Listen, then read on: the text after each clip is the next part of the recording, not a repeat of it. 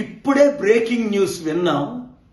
Prime minister Narendra Modi గారు సికింద్రాబాద్ నుంచి ఎంపీగా పోటీ చేస్తారని. మోదీ గారు, నిజంగా నేను మీకు ఛాలెంజ్ చేస్తున్నాను.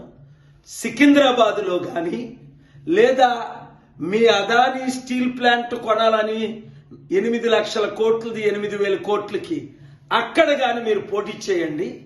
నేను తప్పనిసరిగా మీ మీద పోటీకి నిలబడతాను.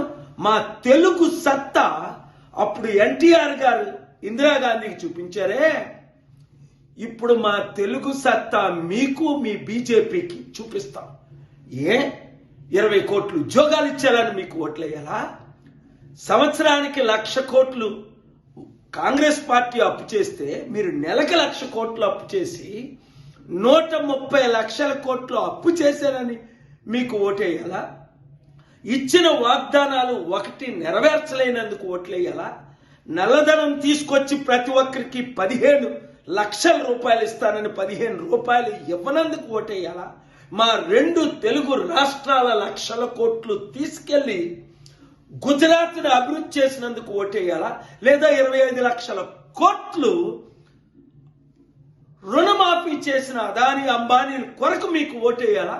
దేని కొరకు ఓటేయాలి? 7569441275 అందరూ రండి, కలిసి పోరాడదాం. ఈ మంచి అవకాశాన్ని వినియోగిద్దాం. చిత్తుగా ప్రధానమంత్రిని ఓడిద్దాం.